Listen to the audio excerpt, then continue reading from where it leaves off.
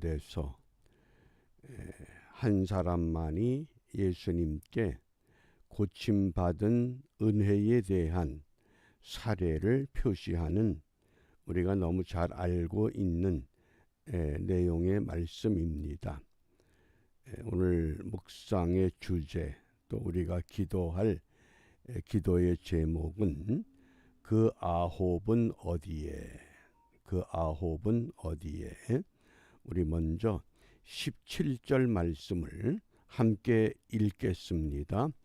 예수께서 대답하여 가라사대 10사람이 다 깨끗함을 받지 아니하였느냐?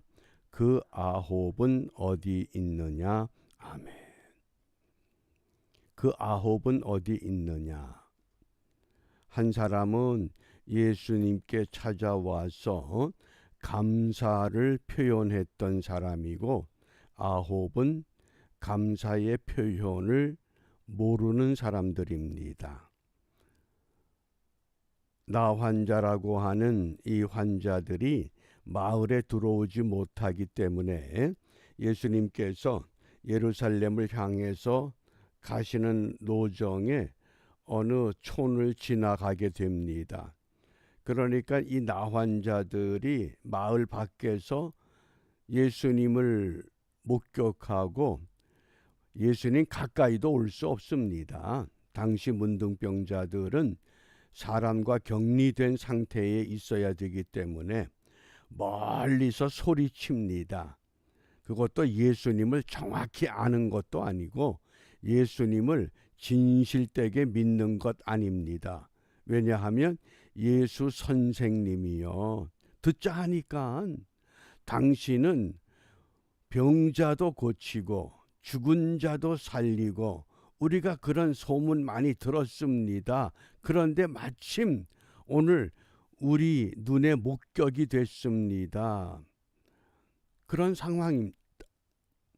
그래서 우리가 이 은혜라고 하는 것을 좀 정리해 보시기 바랍니다. 나는 정말 은혜를 받은 사람인가? 또 받았다고 하면 어떤 은혜를 받았는가? 우리가 은혜를 크게 두 가지로 구분합니다. 첫 번째는 일반 은총, 일반 은혜, 보편적 은혜 그러죠. 그 다음에 두 번째는 특별 은총입니다. 특별 은총. 우리가 일반 은혜, 보편적인 은혜라고 하는 것은 태양, 공기, 비, 눈, 바람 이런 모든 것들이 예수를 믿거나 믿지 않거나 모두에게 고르게 영향을 줍니다. 똑같은 어떤 믿음의 조건이 없이도 똑같은, 그래서 예수님께서 마태복음 5장 45절에서 하나님이 그 해를 악인과 선인에게 비치게 하시고 비를 의로운 자와 불의한 자에게 내려주신다. 이것이 일반 은총이라고 하겠습니다. 그러나 특별 은총이라고 하는 것은 내가 하나님의 사랑을 힘입고 나 같은 사람이 구원받았다고 하는 것을 깨닫는 것, 그것이 특별 은총입니다. 무슨 특별한 기적을 내가 이루어내서 그게 특별 은총이 아니라 내가 하나님의 구원을 받았다고 하는 것, 이것이 특별 은총입니다. 10사람의 문둥병자가 있습니다. 예수님께서 가서 내 몸을 제사장에게 보이라, 그렇게 말씀하셨습니다. 그러니까 10사람이 제사장을 향해서 갑니다.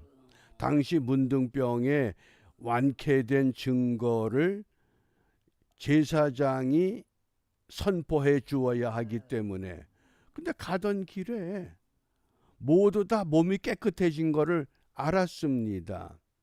그러자 한 사람이 예수님을 향해서 찾아왔습니다. 보시고 가라사대 가서 제사장들에게 너희 몸을 보이라 하셨더니 저희가 가다가 깨끗함을 받은지라. 예수님이 안수한 것도 아니고 예수님이 특별히 그들을 가까이 대고 부탁한 것도 아닙니다. 그냥 멀리서 예수님에 대한 올바른 고백도 없었습니다. 그럼에도 불구하고 가서 제사장들에게 너희 몸을 보여라. 그들이 치유받은 은혜의 원천이 누굽니까? 예수님입니다. 우리가 항상 은혜를 받았다. 그럴 때 설교자가 설교를 마치면 은혜 받았습니다 라고 하는 것은 감동이 있었다, 깨달음이 있었다, 양심의 가책이 있었다, 이런 것을 은혜 받았다, 은혜 원천이 분명합니다. 또 어떤 심각하고 좋지 않은 문제가 일어났을 때 자주 그런 이야기 합니다. 은혜롭게 해결합시다. 그때 은혜는 뭡니까? 그때 은혜는 이해와 사랑을 중심으로 한 것입니다. 오늘 지금 예수님께서 10명의 문둥병자에게 가서 제사장들에게 너희 몸을 보여라. 어떻게 보면 참 어처구니 없잖아요. 뭐 예수님이 안수를 한다든지 예수님이 특별히 어떤 부탁을 했다든지 그냥 그것도 멀리서 가까이 대면한 것도 아니고 그럼에도 불구하고 이 10명의 문둥병자들이 제사장을 향해서 가는데 자기 몸이 깨끗해진 것을 깨달았습니다. 이게 얼마나 놀랍습니까? 은혜의 원천이 어디에 있느냐? 오늘 우리가 은혜를 사모하는데 내게 은혜를 주시는 이가 누구시냐? 여호와 하나님, 예수님, 성령님, 삼위일체 하나님께서 우리에게 필요한 것을 공급하시는데 이런 놀라운 방법도 있다고 하는 겁니다. 뭐 이 문둥병자들이 예수님을 향해서 열심히 예배했겠습니까? 기도했겠습니까? 따라다녔겠습니까? 그냥 예수 선생님이요, 우리를 불쌍히 여겨주세요. 가족들도 우리를 외면하는데 그 한마디에 지금 이 문제가 해결된다고 하는 겁니다. 자, 그러니까 이 18절과 19절에 보면 이 이방인 외에는 하나님께 영광을 돌리러 돌아온 자가 없느냐. 이방인 사마리아 사람을 말합니다. 10명의 문둥병자 중에 유독 유대 사회에서 멸시받던 사람들, 사마리아 이 문둥병자가 그냥 가질 않고 제사장에게 간 것이 아니라 하나님께 영광을 돌리러 왔습니다. 그러자 예수님께서 이렇게 말씀하셨습니다. 그에게 이르시되 일어나 가라.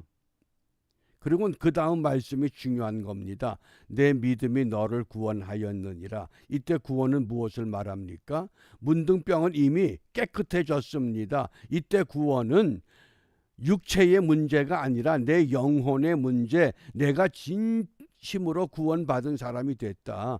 영혼의 구원, 특별 은총을 회복했다고 하는 놀라운 선언입니다. 일반 은총에 머물질 않고 예수님을 찾아왔을 때에 예수님께서 특별 은총까지 부여하십니다. 내 믿음이 너를 구원하였다. 우리는 주로 일반 은총을 너무 사모합니다. 육체의 문제, 이것만 해결되면, 그런데 그것보다 더 중요한 것은 오늘 특별 은총이 내게 회복되고 있는가? 내 믿음이 너를 구원하였느니라.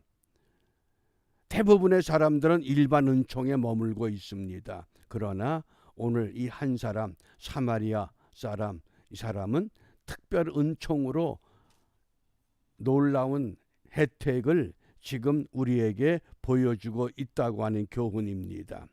그러므로 이 아침에 우리가 무엇을 기도하느냐? 다니엘서에 보면 다니엘서 6장 10절에 다니엘이 하루 3번씩 무릎을 꿇고 기도하며 그 하나님께 감사하였더라. 우리가 이 역사적인 상황을 조금 이해해야 됩니다. 다니엘이 지금 이렇게 기도하면 사자굴에 던져질 절박한 상황입니다. 다리오 왕은 누군고 하니 우리 그 아하수에로 왕 있죠? 아하수에로 왕의 아들입니다. 그런데 이 다리오 왕이 128명의 방백들을 세우고 그리고 3명의 총리들을 두었습니다. 3명의 총리 가운데 가장 마음에 드는 사람이 다니엘입니다. 그래서 다리오 왕이 이 다니엘을 전국을 다스리게 하는 권한을 주려고 계획을 하고 있습니다. 그러자 다른 총리들과 방백들이 시기가 났습니다. 저 사람은 우리와 같은 민족 아닌데 왜 저 사람에게 전국을 다스리는 통치권을 부여하시는가?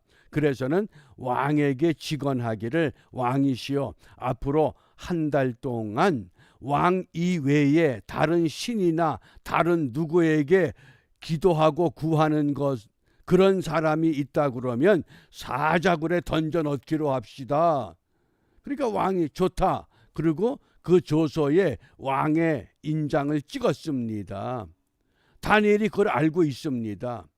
내가 하나님께 기도하면 사자굴에 던짐을 받는구나. 그래도 그런 조서가 나를 위협하고 나를 힘들게 해도 다니엘이 늘 하던 습관대로, 늘 하던 생활 방식대로 자기 집에 돌아가서 예루살렘을 향한 창문을 열고 다시 하루에 3번씩 무릎 꿇고 기도하며 그 하나님께 감사하였더라. 그럴 만한 믿음이 있습니까? 그게 다니엘이었습니다. 왜? 하나님이 나의 심판자지 왕이 나의 심판자가 아니야. 총리들이 내 심판자가 아니야. 방백들이 내 심판자가 아니야. 무슨 말씀입니까? 늘 감사가 몸에 배었다는 겁니다. 어떤 고난이 와도, 어떤 고통이 와도, 어떤 유혹이 와도 나는 감사하리라. 그래서 오늘 우리가 무엇을 기도해야 되느냐? 우리도 다니엘 선지자처럼 감사가 우리 몸에 익숙해질 수 있도록, 분명히 데살로니가 교회를 향해서 말씀하시잖아요. 모든 일에 감사해야 된다. 내가 먹고 싶은 것 먹을 때 감사하고 내가 편한 것 이루어질 때 감사하는 것이 아니라 사자굴에 던져진다고 하는 고난 가운데서도 감사하는 신앙, 이것이 진정한 감사라고 하는 겁니다. 10명의 문둥병자가 다 치유받았습니다. 그러면 다 똑같이 예수님께 와서 살해하고 감사해야 하는데 유독 멸시받고 도외시 당하던 사마리아 문둥병자만 예수님을 찾아왔다고 하는 것, 무엇을 의미합니까? 대다수의 사람들이 참다운 감사를 모르고 산다, 그 교훈입니다. 그럼 나는 어떤 사람인가? 나는 정말 하나님 앞에 모든 것에, 모든 일에, 어떤 상황, 어떤 환경 가운데서도 감사하고 살아왔는가?